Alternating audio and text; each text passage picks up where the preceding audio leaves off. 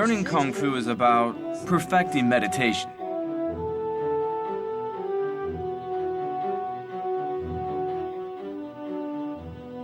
Discovering the inner self, that's the ultimate objective.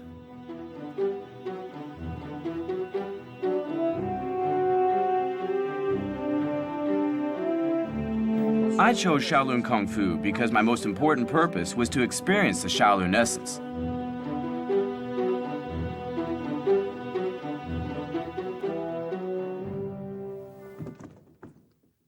It's said that Kung Fu started in Shaolin.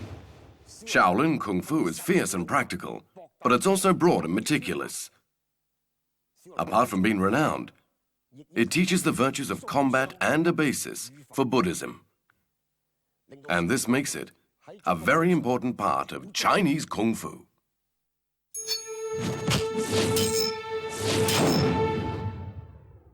What people see nowadays in films is very different from actual Shaolin Kung Fu.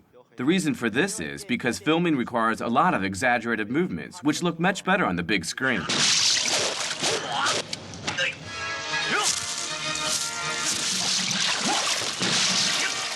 In order for people to have a better idea, we allow them inside the temple to promote the long-lost Shaolin culture. Shaolin Kung Fu can be traced back to sometime between the North Wei and the North Zhao period. Amid chaos, many generals who were expert fighters took refuge in the Shaolin Temple and turned to Buddha.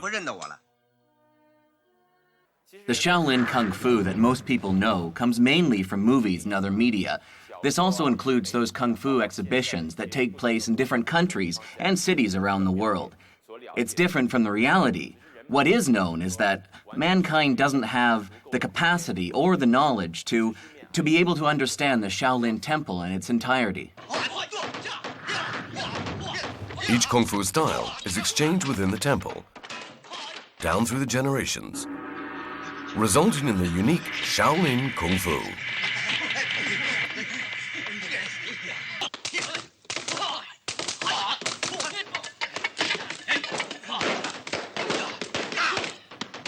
Shaolin Kung Fu started when monks had to protect themselves. Through the strengthening of their bodies, the monks devised many different styles and techniques of Kung Fu.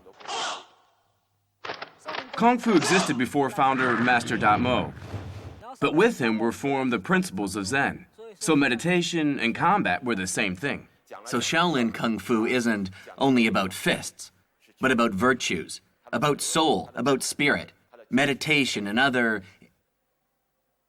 intrinsic qualities. These are the most important. What the secular pupils practice is really quite different from the disciples of the Shaolin Temple. They generally practice superficial Kung Fu. That's because Shaolin Kung Fu is a lot more complicated and diverse, don't you think? They focus on outer practice. Our inner practice combines meditation and fists, but what we generally see practiced is extrinsic Kung Fu. They don't indulge in Buddhism.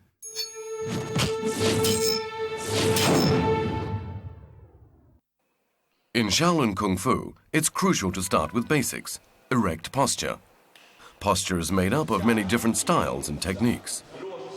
When applying the Shaolin fist, it's got to be straight, but not too straight. Bent, but not too bent. If your arm is too straight, it will slow down the speed of your retraction. And if it's too bent, it won't cover the distance. So the moment the fist is extended is very, very crucial. Turning like a screw. For the eyes, hands, arms, waist, legs, feet, balance, breathing, directing one's strength. Even exhalation has strict requirements. Arms bent but not too bent, nor too straight. Rolling around, flexible movements. Any kick or punch you throw will affect both of the shoulders. Be it the right or the left leg, the shoulder will always move first. This reveals your weakness. Shaolin Kung Fu is necessary and practical because there's nothing fancy about it.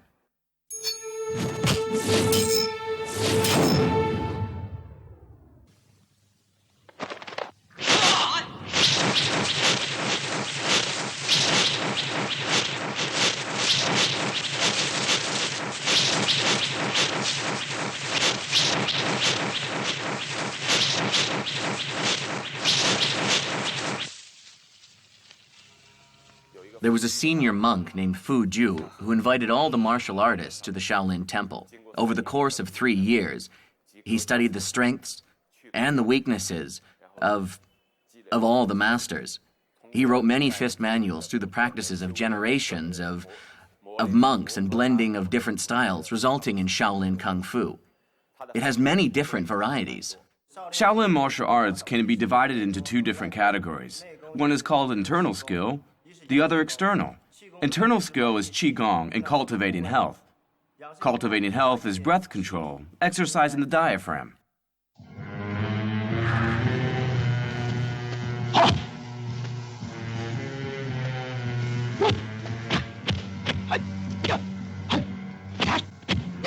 The basic difference is between the interior and the exterior fist. What most people see is the little hung fist. Historically, it's the style of fist that all of the monks at the Shaolin Temple have had to practice over the years. And so this is the reason why it's a very common fist, and lots of people know about it.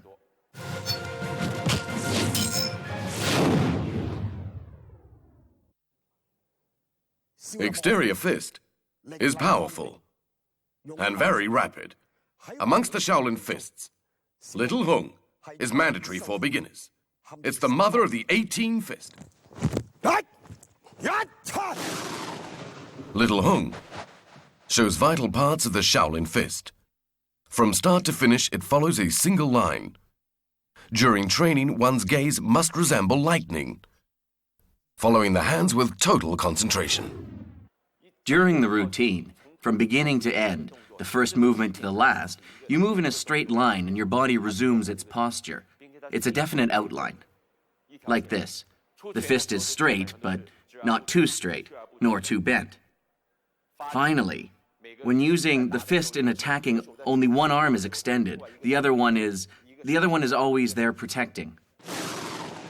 Hat fist is a fine example of the early Shaolin fist. According to the manuals, monk Fu Jiu of the Sung dynasty invented it based on his combat experiences. It's used in both defense and attack. The essence of the hat is the extremely distinct exercise of power in it. A series of movements following a rhythm and speed. Unlike the hung fist, where each movement is separate, the hat fist is much quicker in comparison, more effective with a chain of interrelated movements. Therefore, it's different from the little hung fist. Another crucial feature is that it also requires the monk to achieve the expression and postures. That is to say, the hat you're practicing, whether happy or sad, must start with the appearance. Drunken boxing must have a drunken expression. Hat exhibits a joyful appearance. Cannon fist has a series of short steps. The lying lion as dual defense, precise feint technique, and the fists have to be soft and hard. The movements are forceful. When in action, it's as powerful as a tiger, but when standing still, it's as steady as the mountains are. But it's very powerful nevertheless. It's an extremely effective technique.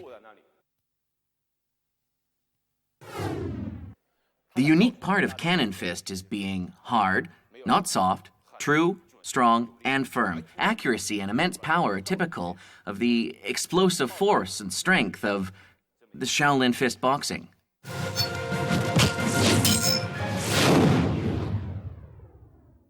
Shaolin weaponry complements perfectly traditional styles, and it's a result of mutual exchange. A monk called Fu Jiu invited 18 martial artist masters to stay at the temple.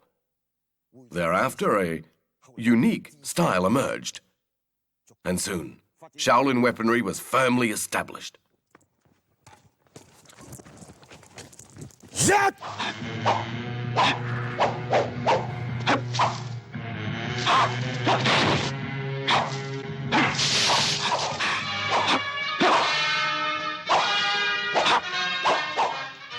The principal and most famous weapon is the pole.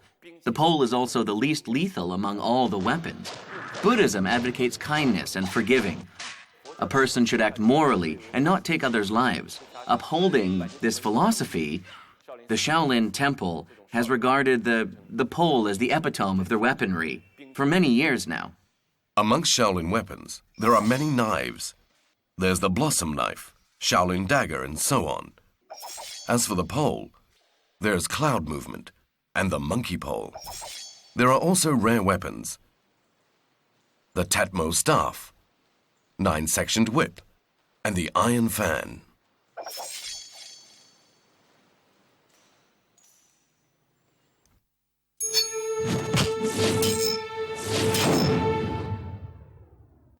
But without skill, a person gains nothing.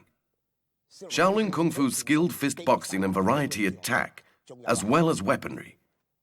Internal skill is Qigong and health skill. Qigong is posturing, the light and hard Qigong, and cultivating health includes the well-known 8-sectioned brocade. The 8-sectioned brocade comes from the first 2 volumes of Master Dat Mo, Relaxation of Tendon and Marrow Cleansing.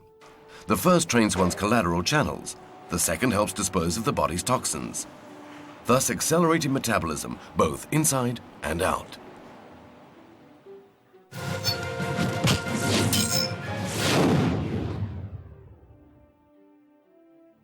These days, fire kung fu, iron sand palm, iron head, and one-finger fist are some names that most are familiar with. Formerly, according to Shaolin boxing texts, the Shaolin Temple has 36 hard skills and 36 supple skills secretly shared within the monastery without any written records.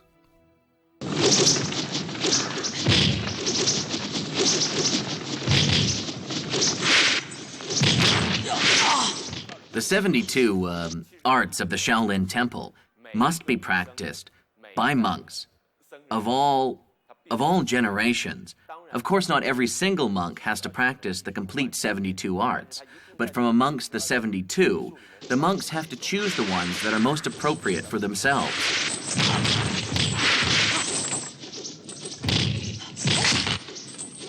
The main reason to have these tests is if they don't have the mindset to practice this kung fu and attain a certain level of thought, then there's just no point in them practicing. Shaolin's 72 arts bring out the potential in everyone. Utilizing the unique knowledge and Zen determination, one practices kung fu beyond expectations.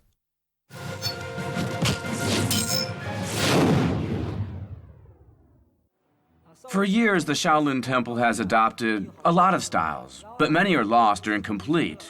We can only try to analyze and preserve the present ones.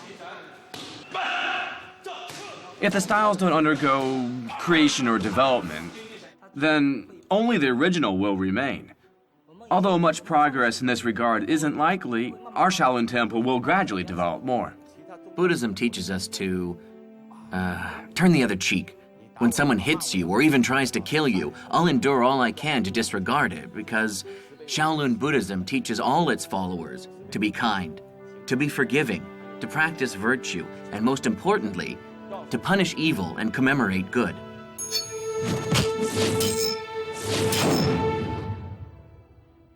Our main aim in practicing is for meditation. Meditation. The aim isn't for competition. You know?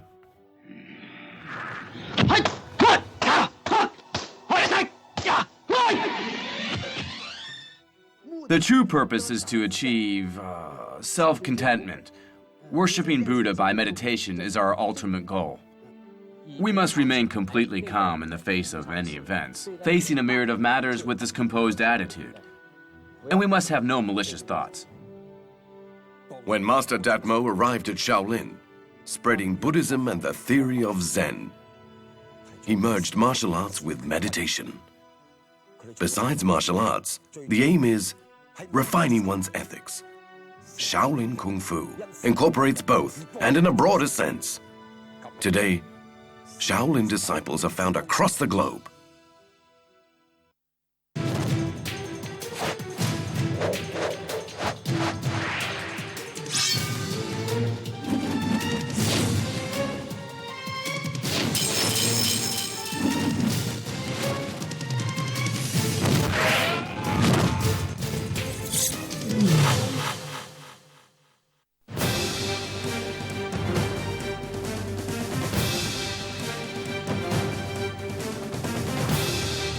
It releases fully your strength and also your vigor. That's important.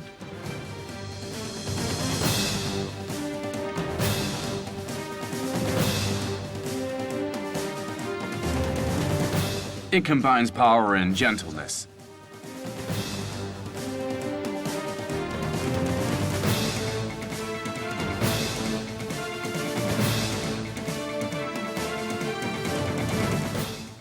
Hong Fist is prominent among the 13 forms.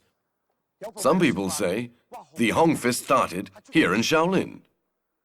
Towards the end of the Ming Dynasty, it was introduced to Chinese Guangdong. And others say Hong Quan created this technique. It seems both theories are largely connected to Shaolin.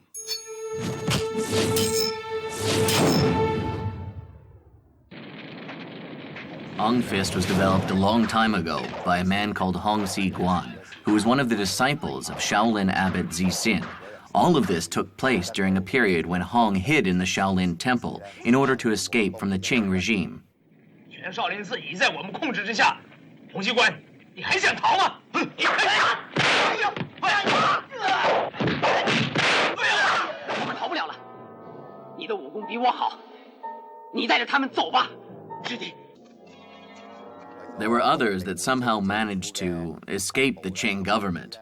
These individuals survived by hiding in traveling opera troupes. Hong Fist is said to have been conceived and developed during the period that they were in these opera troupes. 我们来到了广东，就以这红船为联络，分布在其他的红船。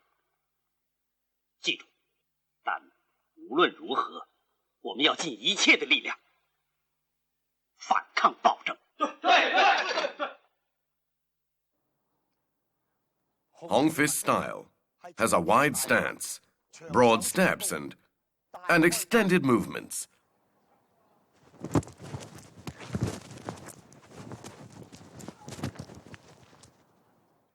And it has close range. These techniques are for attack and defense.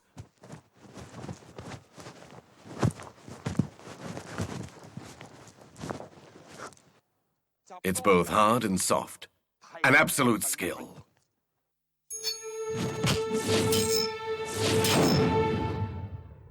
Hong Fist is a comprehensive school, and there are no limitations regarding age and sex.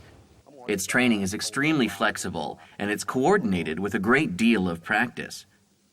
If a student is comparatively weak, his training would be augmented in order to complement his form and technique. This method of training ensures that a student reaches his potential.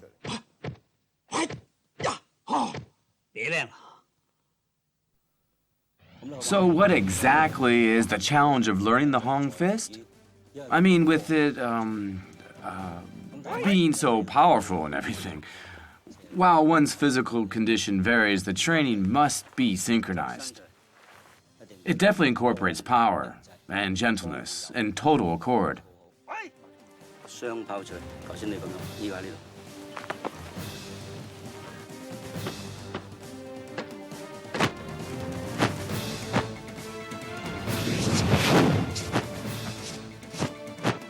To begin with, Hong Fist emphasizes a very firm stance.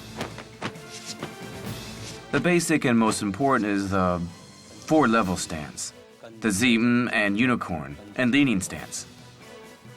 A student has to be familiar with 12 moving stances, establishing a foothold before training for agility.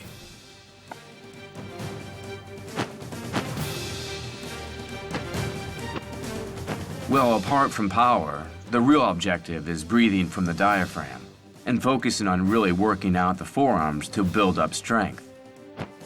Punches should be straight and direct, and the arms placed low, meaning the elbows should always be low and close to the body. And the wrists are placed at the level of the shoulders. The arms are then in the correct position for the Hong Fist. 12 bridge hand methods are in fact personal insights, teaching when to choose between hardness as well as suppleness. It's more a matter of delving into practicality. 12 bridge hand moves are really essential to Hong Fist, combining power with precision.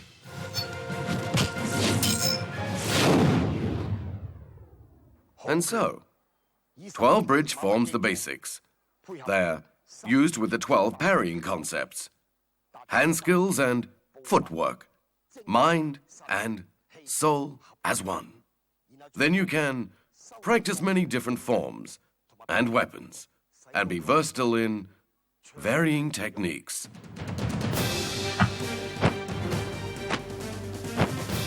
Many movements have been adopted from wild animals. They emphasize internal strength. Hong Fist consolidates many forms and movements, changing incessantly and using surprise. Students use various forms to acquire the essence of Hong Fist. Its unique features are its spectacular movements and agile techniques, besides enabling someone a lot of freedom during practice. Even as a beginner, when a person begins to train, they can gradually use their power to the fullest because everything is designed to bring out the potential of the individual student. Conquering the tiger form is said to have evolved from the 18-Ahet fist by Hong Si-guan. With steps along the character gong, it requires tremendous power to run through the shoulders and back. Appearing majestically imposing, it's also highly aggressive. Soft bridge hand block. Cross stance.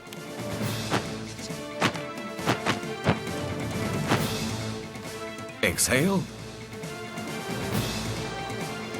And inner energy. It's a sort of base for learning the other Hong styles.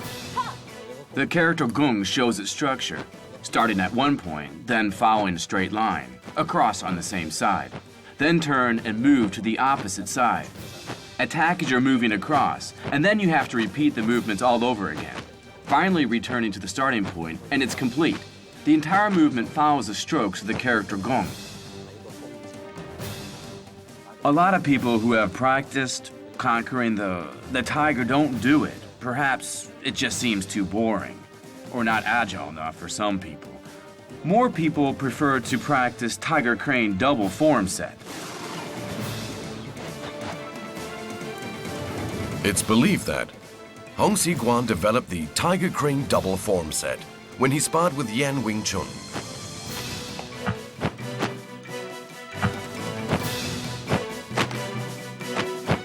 It was based on the tiger's prowess and the crane's agility. When these two are combined, it's practically invincible. Its characteristic is Hong Fist's bridge hand, footwork, and its varying body techniques.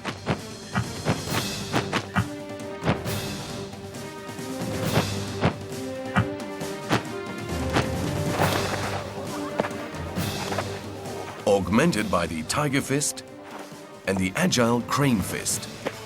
It's by far one of the most versatile forms of Hong Fist.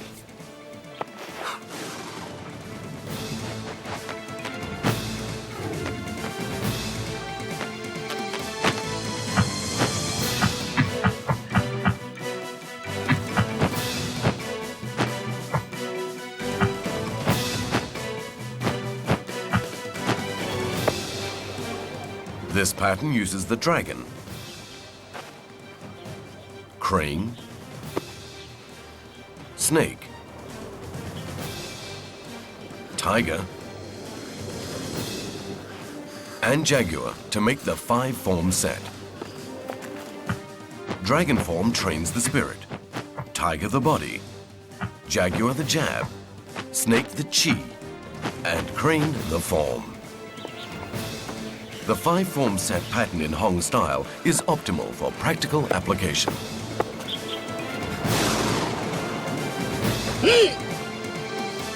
The iron wire fist was developed by Hong Si-guan from the secret Shaolin fist of inner power. Its form is wide with exaggerated movements. When practicing this form, it should be coordinated with breathing exercises and vocal intonations, which should really reflect the key moods of the fighter during the period that they're practicing the iron wire fist. And so, correctly using breath to propel power and coordinating it with the 12 bridge hands concepts and parrying techniques, thereby blends together power and gentleness to extend and circulate internal energy.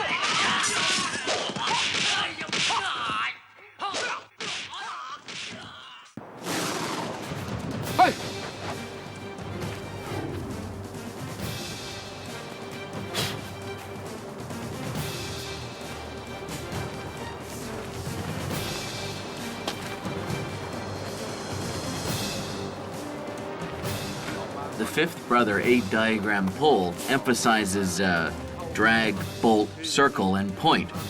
Okay, I'll show you. Drag. There. There. Okay. Stir. Pinch.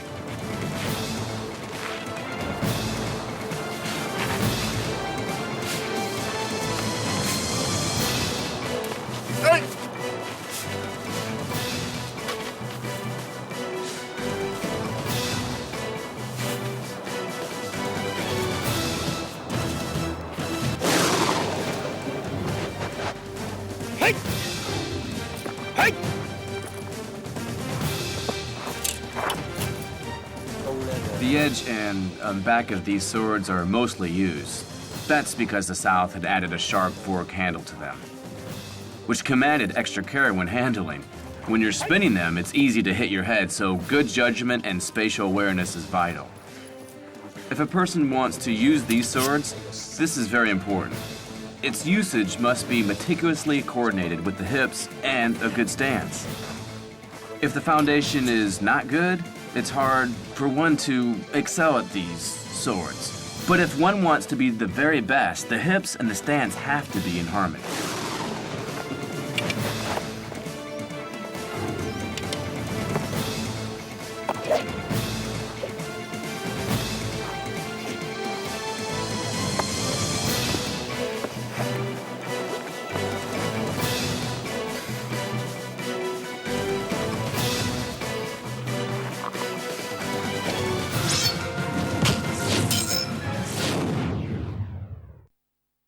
Conquering the tiger shows power. The tiger crane, duality. Iron wire, inner strength. In use, they work together. They're called the three treasures. And in this regard, one ought to remember the Hong Fist's great master, Wang Fei Hong. Originally known as Wang Sek Chang, he was born in July in the 27th year of Do Kong. From the age of 6, his father taught him the art of Kung Fu. Since his family was poor, he often accompanied his father to town in order to help him sell medicine. While performing, Wang Fei Hong met one of the students of Master T. Kyo Sam, Leung Fuk Sing, and learned Iron Wire Fist. Somehow, Wang Fei Hong was destined to master the Hong Fist and become a legend.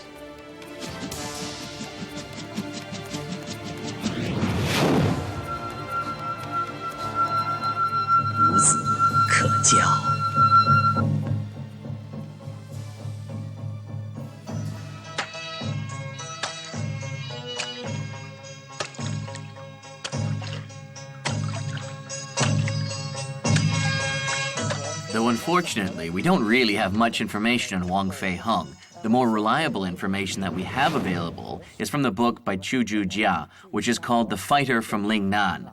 A few chapters in this book contain information about Wang Fei Hong. This book is the reason the legendary Wong became so popular in Chinese culture. Popular culture also started to include material on martial arts legends. There's a picture of Wong Fei Hung in Fusan, which is said to be how Wong really appeared, but it's not accurate.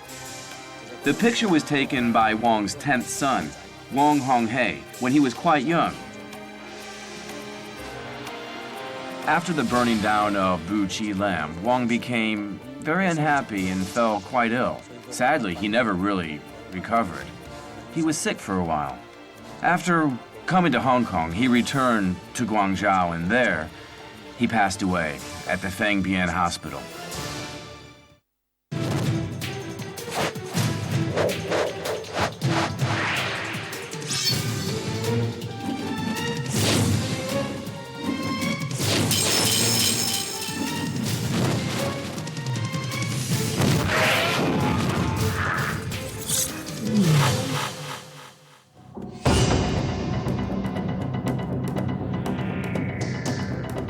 Facing and chasing the opponent is the main key to Wing Chun Kyun.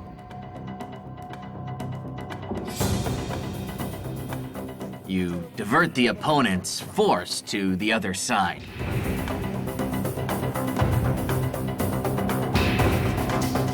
And it can kill with one blow.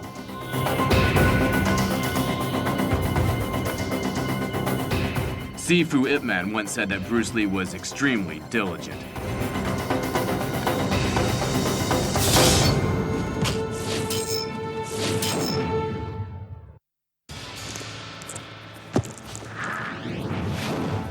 Actually, there are many varying views about Wing Chun Kyun, as well as its name. Previously, Wing Chun Kun was not that well known. Even I didn't want to learn it.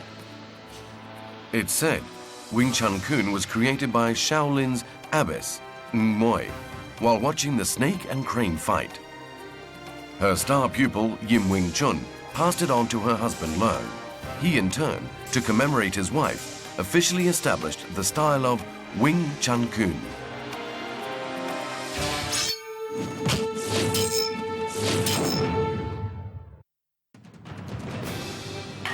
Wing Chun Kyun's essence is in close-range techniques.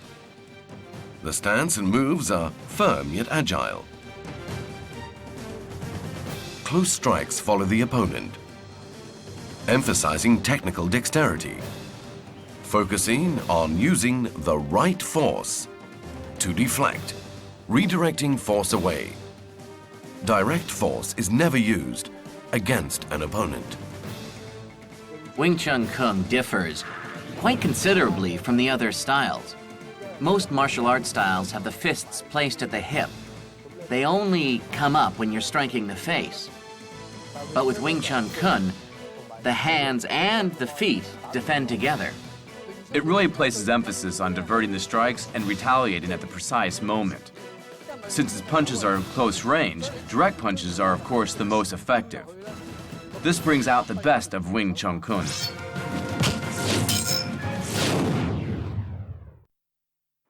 Xiao Lim Tao uses basic Wing Chun Kun. Masters of Wing Chun Kun begin by telling pupils the following. Success is impossible without the fundamentals. This also applies to everyday life. Xiao Lim Tao moves are neat and efficient.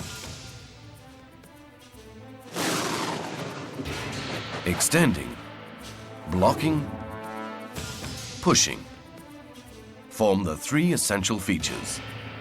The right breathing is crucial. Apart from practicing stance, body posture, and also the hand techniques, the other vital component is to divert the opponent's strikes with your force, thereby using it against him. Its characteristic is to work towards the center line, so it begins with the hand in the middle position to ascertain the opponent's middle line of attack. Open hand, block, and strike. These are the three main essential elements, and they're to be used with different defense techniques. According to some, it's based on spring dynamics. Chum Kiu is the set of intermediate movements. By definition, it means locating the opponent's strikes. Simultaneous attack and defense form the major part of all of the moves. Making up Chum Kiu, you have turning stance,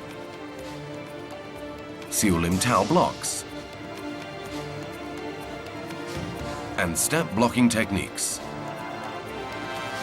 Now, foot skills are introduced for the first time. This includes front technique, side technique, and angular footwork. Using these together, the effect is a sustained attack at close range, making retaliation difficult. The real essence of Chum Kiu is mainly to change one's direction, turning one's stance in order to control the opponent. With Chum Kiu, the two-way turning stance constantly places weight on the rear foot in all positions. This facilitates a kick.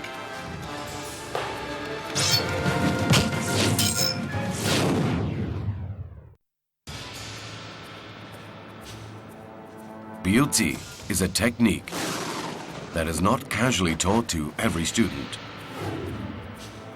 Biuzi is Wing Chun Kun's advanced pattern, and almost every part of it comprises striking. This covers close, mid, and long-range attacks. Its aim being agility and also releasing power. It may look gentle, but the power is fierce and explosive.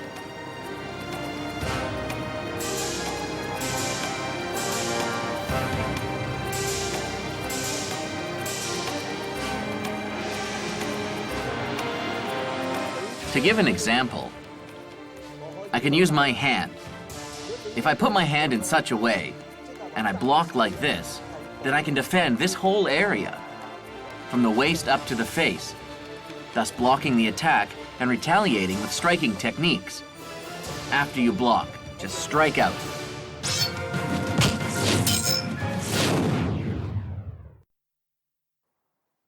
Rolling deftly, with direct strikes, is the aim of Wing Chun Kun. To teach this mantra, Wing Chun Kun uses the sticking hands technique, honing the reflexes of hands. Sticking hands achieves 4 crucial objectives. The first is to refine and improve hand skills, then train a sense of perception and natural reflexes. Knowing when to exert a person's strength, using it only when necessary, or you hold back, or putting power in only one hand. Finally, the importance of good positioning. I mean a good strategic position that enables you to attack and defend all at the same time. So these 4 goals may appear distinct when I say them out loud, but actually they're to be utilized together. Using mind force to land direct punches is the philosophy of Wing Chun Kun. And sticking hands is Wing Chun Kun's unique training technique. This mainly forges and trains the tactile senses of hands. So when in contact with an opponent's hands, the reflex becomes totally natural, and one can retaliate accordingly, without thinking. The instinct becomes swift to effectively and directly dispel blows from attackers. Sticking hands is split into 2 stages, either using one hand or both hands. In sticking hands, when using a single hand like this, I'll use an open hand, just like this. And that's the inner block, and this is the outer. Okay, go. Practicing single sticking hands, it's always done with an open hand, whether block or strike. That's the single, and here it is using 2 hands. So you put your hand here, okay? Like this. See that? Like this. When that's learned, you move on to the rotational skill, the next level. And I press down his hands, then he blocks and we alternate. Just like this.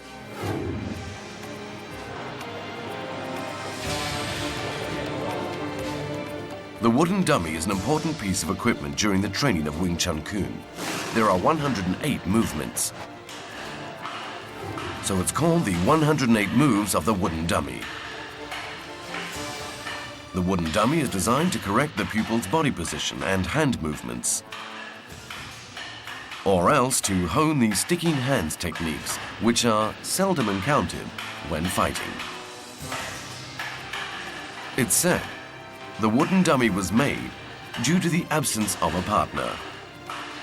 The dummy was conceived for practice.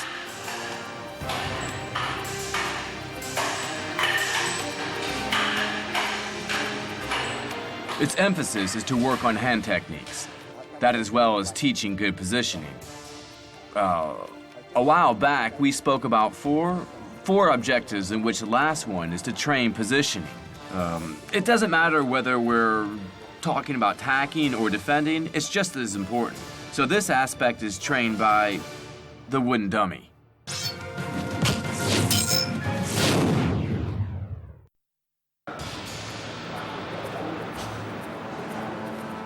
The long pole. It is said that after Shaolin burned, monk Sam Duk escaped onto a troop boat.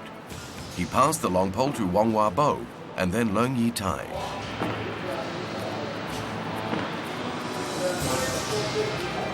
Usually, the 6.5 pole is it's around 8 feet long. When striking with it, each thrust forward makes one circle by the end of the movement. So then 6 strikes would be 6 circles. The half point consists of 2 different moves. First thrust, then stab. This move has half a circle, hence its name, 6.5 point long pole. The concept is being an extension of one's arm.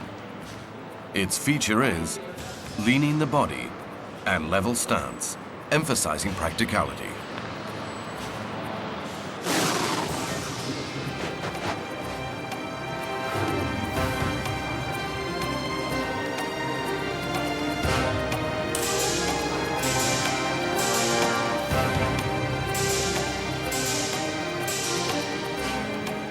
The real use of the 8-strike knife is for your hands to be working to defend you. Because while you're blocking, the elbow's here. And so with the sword, the elbow sort of shifts here at the point of attack when you strike out. And so, all the hand skills get some leverage because of these special positions.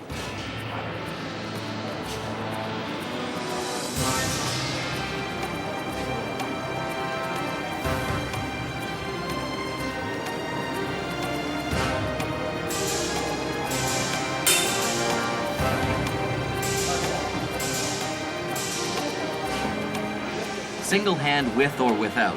The knife coordinates with. The other, you see, when this arm moves, the other one moves too.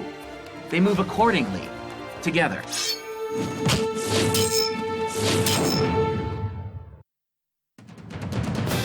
Sifu Yip Man is a grandmaster of recent times, and he also promoted Wing Chun Kun. He came to Hong Kong in 1949, adding much to Wing Chun Kun. Moving in 1968 to Wing Chun Athletics Association, where many students are trained. Ever since he set foot here in Hong Kong, he's totally changed the way Wing Chun Kun is taught. Because one person can teach many students simultaneously using his methods. During the 20 years that he spent living in Hong Kong, he taught a lot of famous pupils who went on to make many movies, including Bruce Lee. All the while, he devoted himself to teaching. Although space was limited, every night the place was packed from wall to wall with people. He would practice sticking hands with each one. Everyone had a chance to practice with them.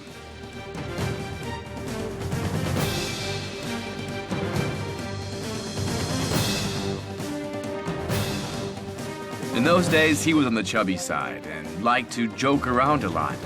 He especially liked nicknames, making fun of people. He used to describe Bruce Lee as extremely diligent, almost to the extent of being a little obsessed. He studied at St. Francis School in Hong Kong, and after school he would strike or kick or do something daring. Well, he was just walking down the street, going home. He just never cared what other people were thinking about him at any time.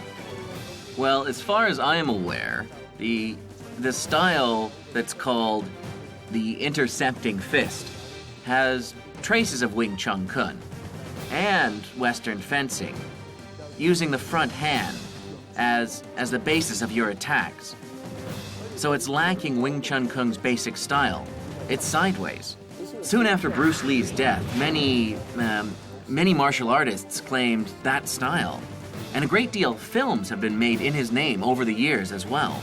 Almost everyone wishes they were Bruce Lee. He amalgamated Chinese Kung Fu, Wing Chun Kung, and street fighting techniques and delighted the audience.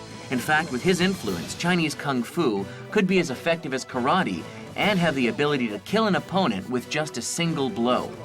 Bruce Lee was one of the very few people who brought Kung Fu legends to an all-new level, but total merit can't be given to him.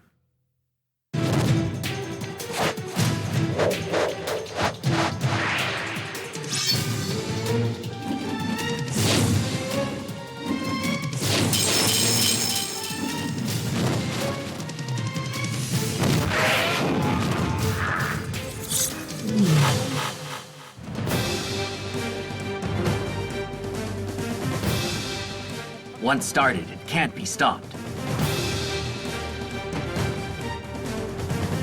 A punch comes after contact. It's quick and deadly. White Crane started back when Master Ah Dat Tor was practicing Kung Fu.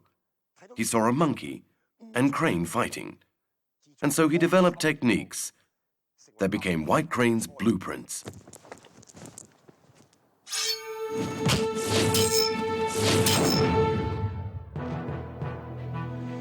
The White Crane was conceived when Master Ah Dat Tor witnessed a white crane fight off a monkey.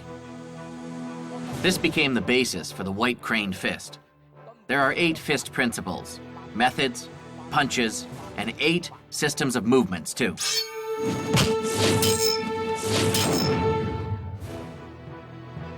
White Crane, quite simply, focuses on form and spirit. One of the most important aspects is the forearm strike. What matters most is footwork, stance, expressions, and agility. Once a punch is executed, it isn't retracted.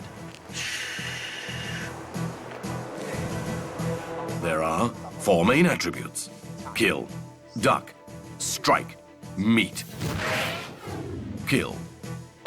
In a Kung Fu bout, I really don't want to get injured. I have to strike first, so of the skills, deadliness is most important. Duck. Dodging fast, sidestepping, backstep, forward, ducking in retreat, evading an oncoming force. This method is used to strike through an opponent's weak spot. It's effective.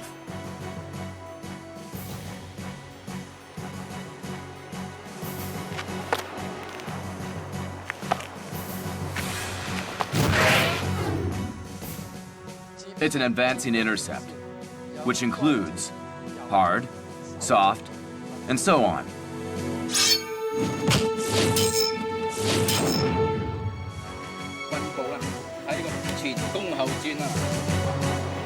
Among White Crane moves is horse stance, figure 8, nail fist, knockout punch. These are all moves that have to be learnt by students. After that, one proceeds to learn basic opening stances. We place great emphasis on these things. If you pass through these levels, it'll pave the way to master the White Crane fist. The steps should be wide and parallel to the shoulders, Knees slightly bent, bottom heavy. Hip movements are important. Straight, leaning, or revolving. Good eyesight is key. The skills are lock, prop, cut, pierce, press, swat, block, strike. The forms are snake, needle, sword finger, and then pow, pa, guai, pop. The strikes are ow, ding, hui. White crane fist is kind of a hard style. In Chinese boxing, which are the hard styles? Lo Han, Jin Kang, Tin Gang, and Siu Wu styles. The second is the cotton needle set, which is a soft form-sharing, crane ancestry styles.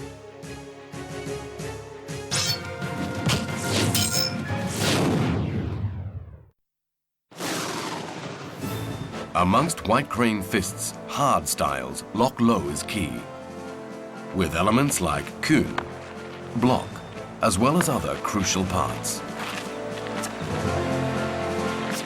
Liu Lo fist was first known as Liu Lo middle hand, and it's comprised of basic forms such as the intensive palm techniques, also the penetrating cut, cannon cut, nail strike, axe hit.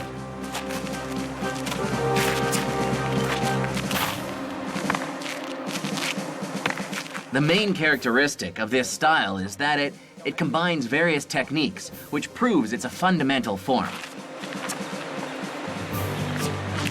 Lock low fist requires straight shoulders, waist and spine upright. Steps include clockwise, reverse, advance, scurry, trace, kneel, batgua, silk grace. Kicks include piercing, pedaling, fleeing, sweep style, shoveling, nailing, swatting, and double flying kick.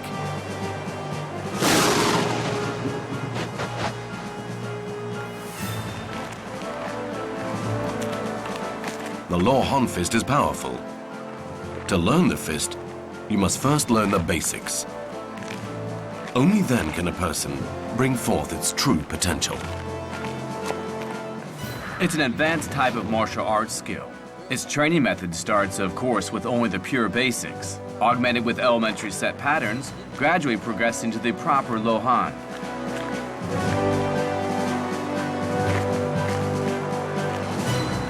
That's because its strikes and step techniques are fast and fierce.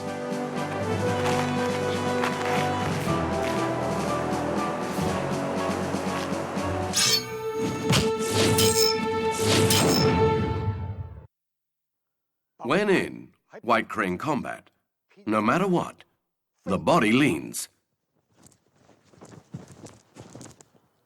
displaying inner excellence, like a body in meditation. You can channel more energy.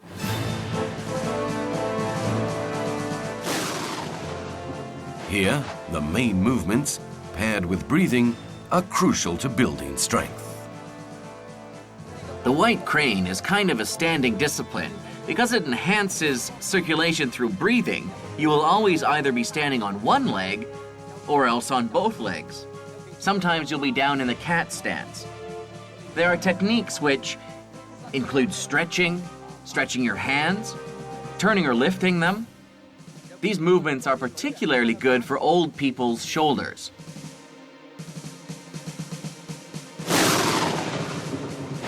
Every movement of the cotton needle set emphasizes stillness and acquiring the essence of suppleness to fool others, setting the trap of a seemingly soft fighting style.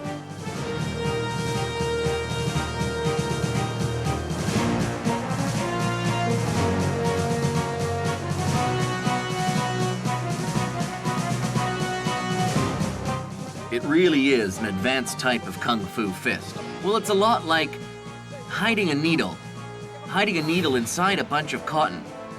so that people might be misled and get themselves hurt. Usually only one leg is used in balancing. Seldom will both feet leave the ground, so the leg that remains on the ground, this one, merely touches it, and it's the leg raised that you balance with.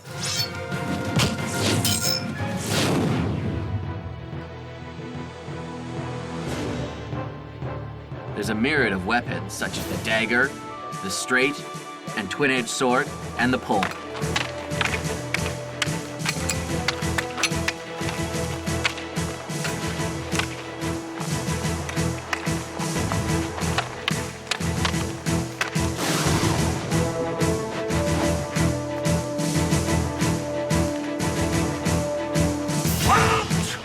The key characteristic of the Bagua Guan is the expression in your eyes.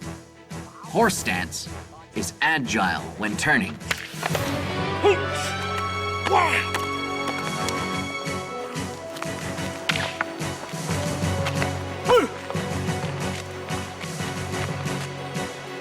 Techniques are the hook, the block, and also the attack, or fish flipping water and snowflake copping.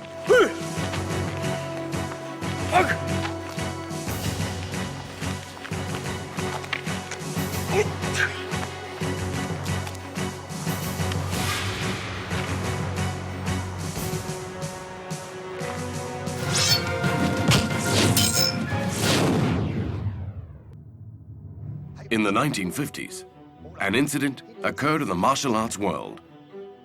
The heads of Taiji Chuan and White Crane entered a death match. So then, a much-publicized duel was arranged.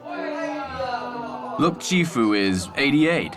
Kwang Bunfu is, well, I think he's 95 years old now, and I'm 88 now. And soon I'll be 90. I might even make it to 100. In the 1950s, Gongyi, the head of the Chun Tai Chi school, and Chan Hak Fu, the young head, held different views in some very important kung fu principles. So they agreed to a death pact and organized a duel, with all of the proceeds from the tickets going to charity.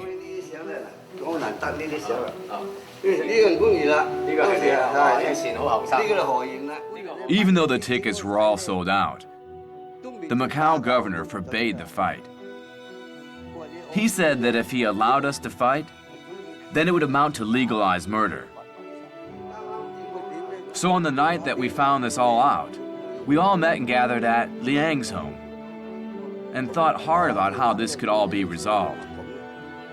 I was in favor of the referee's ruling that whoever was knocked down could not attack again, and so this way no one would die. The loser lies down. On the spot he agreed completely. Teacher, that'll work. After that, the governor agreed to sign the authorization. It was quite an event, with many local celebrities attending.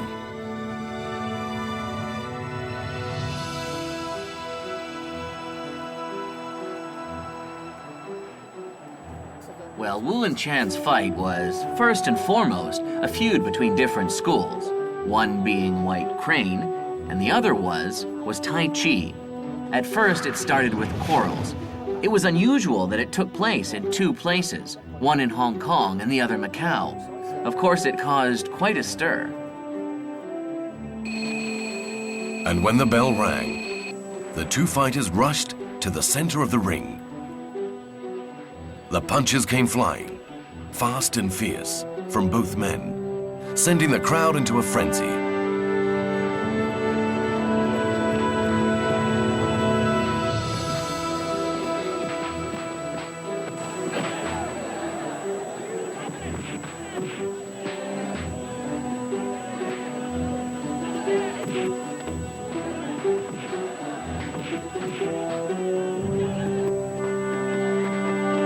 From the bloodstains, one could tell that they were both injured to a certain extent. Minor flesh wounds. We were both slightly injured. The fight was just so intense, with so many punches coming one after the other. Since the contest was a charitable event, The fight just lasted 2 rounds, and it was pronounced that neither fighter won nor lost. Both masters admired each other's techniques and gladly accepted the result. This contest became a focal point for many people, but no one expected it to then affect the literary world, bringing a surge of new kung fu novels. And owing to this contest's wide appeal, all of the newspapers asked Leung Yu-sang if he would write a kung fu novel for the general public. Leung had no experience in writing, but feeling that this could be a trend, he embarked on the task and wrote Zheng He Lok Oi. Leung and Jin Yong's kung fu novels definitely had some literary worth, but they were extremely different from the previously popular books called The South Fist. South Fist novels, it's therefore a credible fact that Leung's novels were deeply influenced by the contest between Wu and Chen.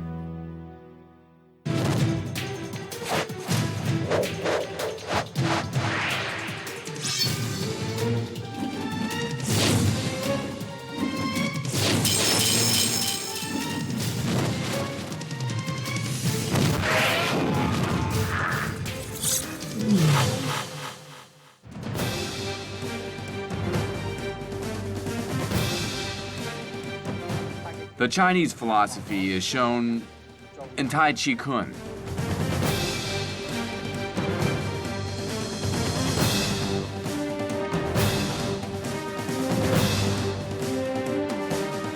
It's an art for realizing one's power to the very fullest.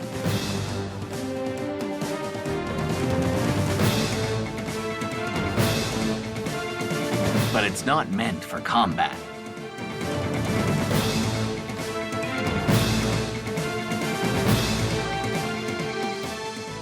In Chinese Kung Fu, each style has its own merits. There are styles that have wide and short stances, plus styles that attack the center, and some with extended movement. All in all, hard stances are signs of power. But there's little mention of Tai Chi. So actually, what is Tai Chi?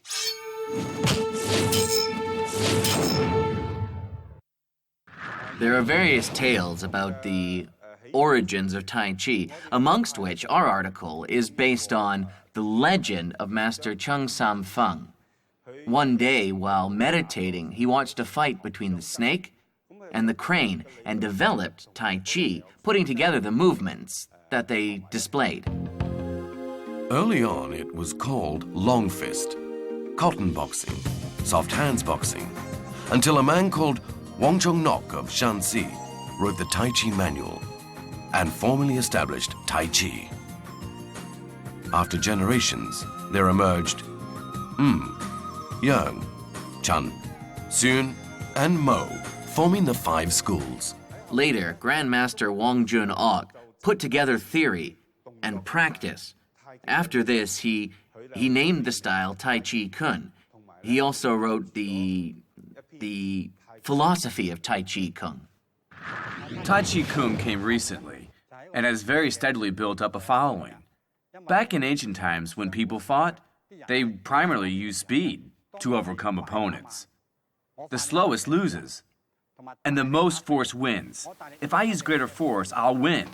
Then over time, you start to discover that even if you've moved faster than I did, I can win with only small movements.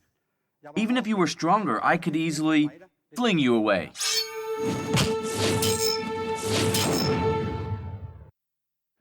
There are 2 main categories of Chinese Kung Fu, Oiga Kun and Loiga Kun. And Tai Chi comes under Loiga Kun. The term Tai Chi Kun originally came from Taoism. It's a very classical expression. To really try and define Tai Chi and Tai Chi Kun, we need to go by the philosophy of Tai Chi as well as Taoism. It's a moving form of yoga and meditation combined, using yin-yang. Yin-yang implies softness and power. What do I mean? The way yin-yang applies here is it relates to the crucial aspect of balance in Kung Fu. The leg which supports us is the real or power leg. The other leg is the false or soft leg. That is the actual difference.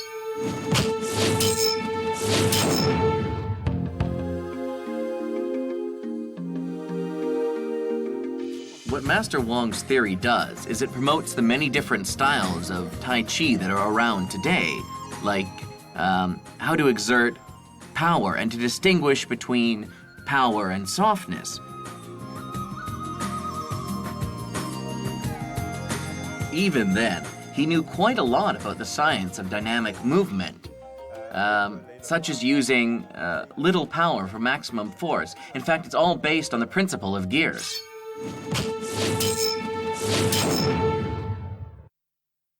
Someone once compared Tai Chi Chuan to mechanical movements. Our joints are like accelerators. The impact from the attack is transferred from one joint to the next. He attacks me. This is real force. Okay? All right, now I'll grab him. Go.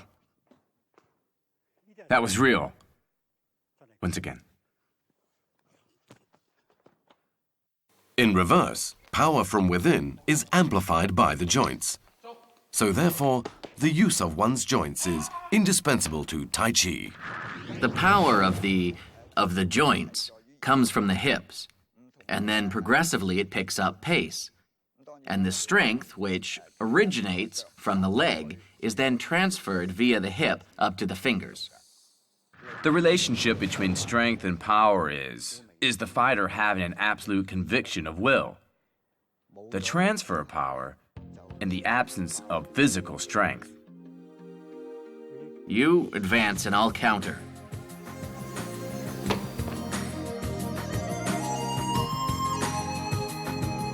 Now I'll use only my hips. Here's an upward roll. Now I divert in and push him away. Now down, ward off, using hips. He's down.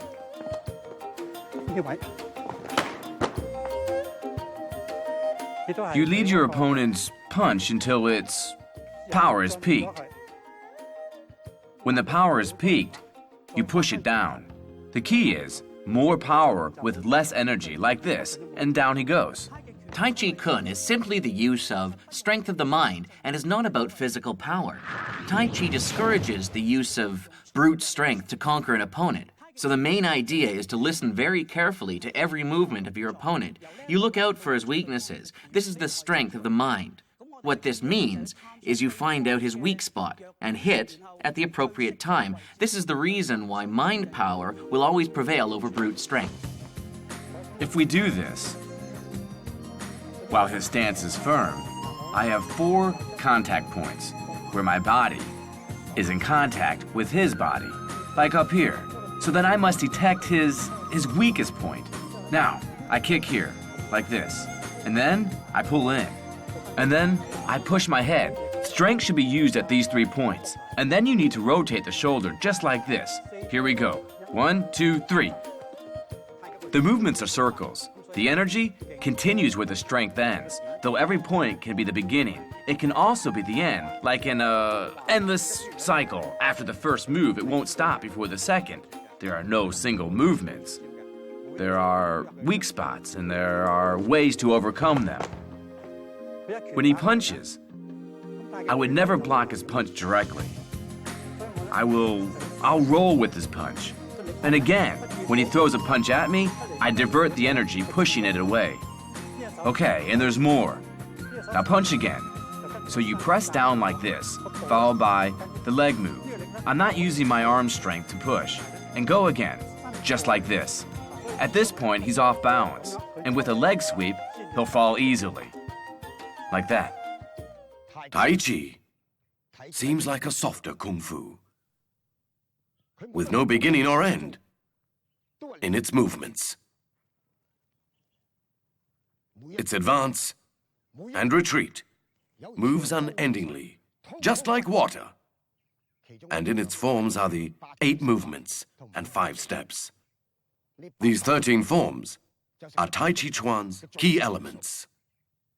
The 8 movements and these 5 steps separate into external and internal categories.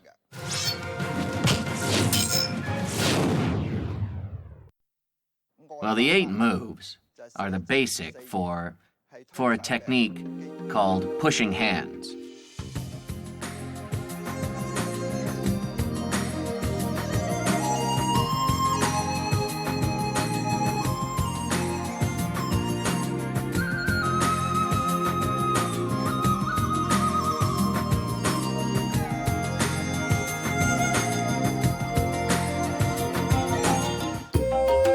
Ward off press, roll back, push down are some of the internal 8 energies.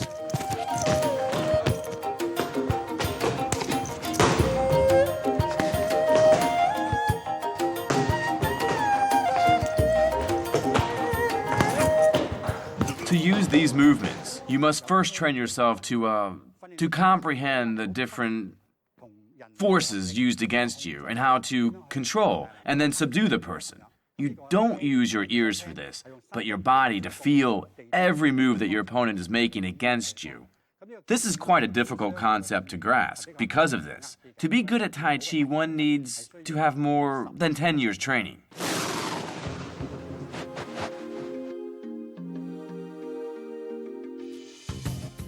When we practice the 108 movements, we must remember to have our tongue against the roof of the mouth, breathing naturally.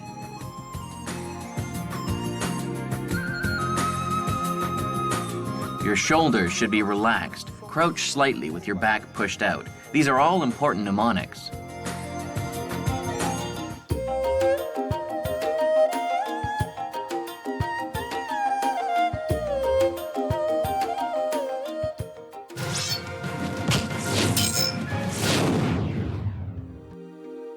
Tai Chi uses the 8 movements and 5 steps to form the 108 movements. To bring maximum power into play, pushing hands must be practiced to subdue the enemy. Pushing hands is actual Tai Chi in action because the Tai Chi fist has bodies applied here. When engaged in this exercise, we must try to feel the sensitivity of our opponent's energy through his movements. So when we practice with our partner, when I touch him, I feel his subtle movements and respond.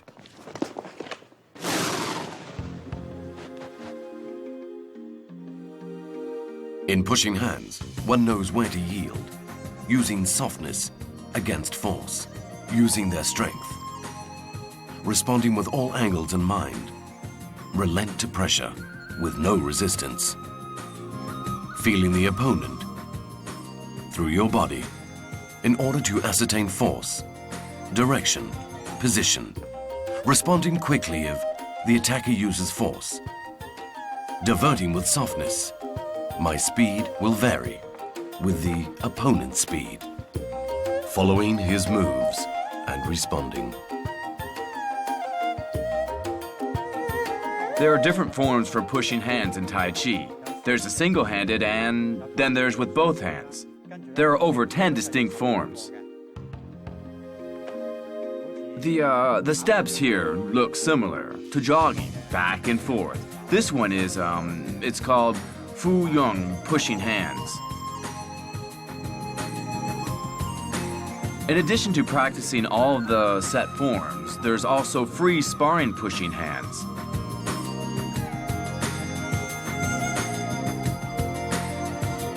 Tai Chi has 6 different stages, which are the following: form, stance, will, chi, power, and spirit. So we start off by practicing form. After that, we move on to position and posture. Then on to will. Then chi, power, and finally spirit. Therefore, one must be very familiar with the form before doing power and spirit.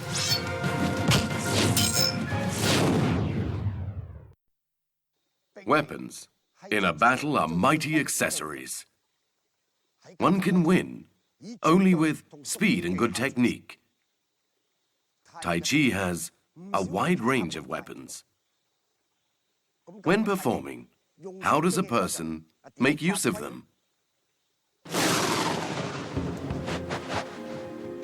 In use, the Tai Chi knife is relatively a firm weapon.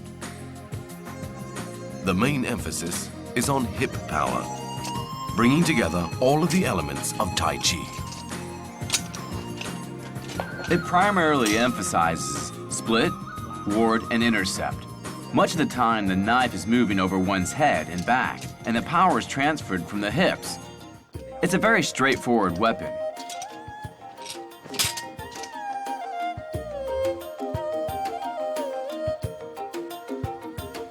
Despite this, it's quite unyielding. So during its use, a certain fierceness has to be exercised over the knife.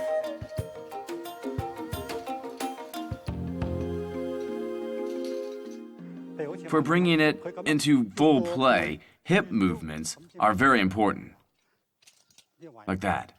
The knife must go over one's back. Like that. Then out. You see? As you can see, these come from the hips. Every move involves using the hips for power.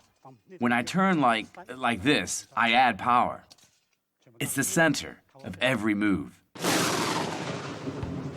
Tai Chi sword uses softer and more supple movements. Being more agile, it requires focused positioning.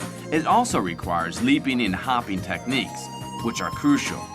And it's important that you have a good wrist action. The combined movements of both hands helps create synergy.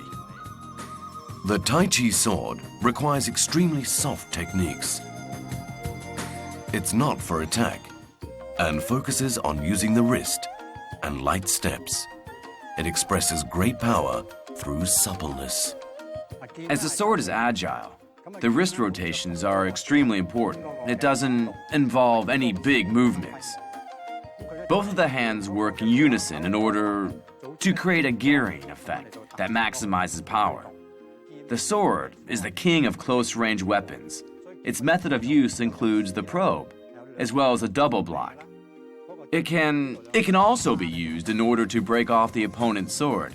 At very close range, the hilt of the sword can be used to strike the opponent's head with great force. The straight sword confuses the opponent. An iron ring can also be fastened, and this can be utilized in an attack. There are many ways to use the sword. Well, even though it's effective and it must be used with the correct steps, when moving into an intricate position, if he attacks me now, you'll see that I don't force it. Now again, you can see that the strike comes from the rotation, based on the lever principle.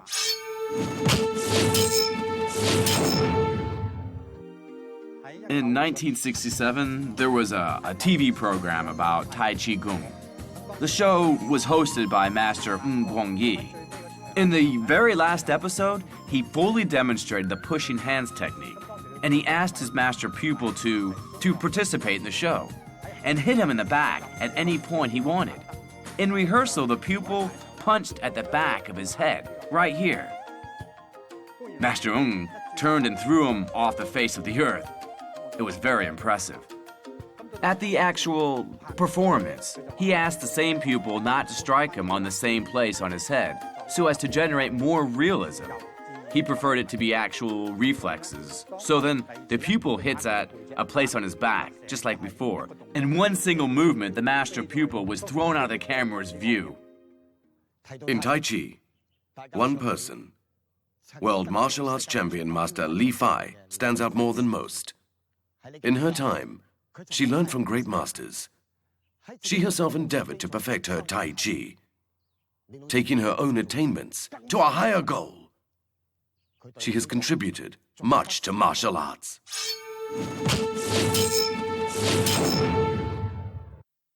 Actually, I remember when I was a child, I used to enjoy doing martial arts movements in kindergarten. When I competed in Kui Lin and managed to get second, runner-up, I couldn't think of anything in the world that would make me happier. It was great.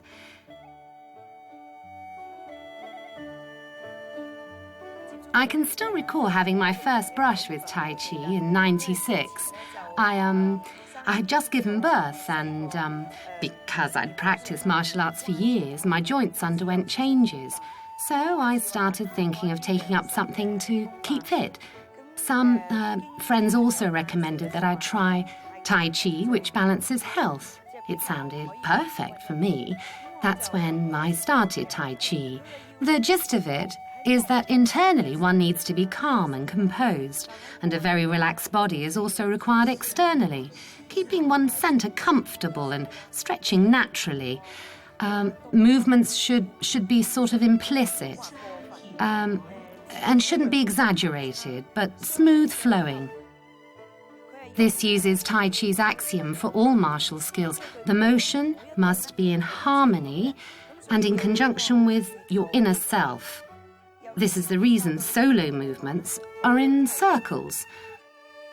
The process of long fist style Tai Chi for me has been most beneficial and quite helpful. Hence, I have a desire to share this valuable knowledge with people.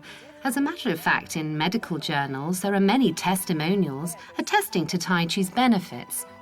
So then, whatever a person's age or profession, it really helps to ward off pains in problem joints. Therefore, I hope that knowing this, I can help a lot of people.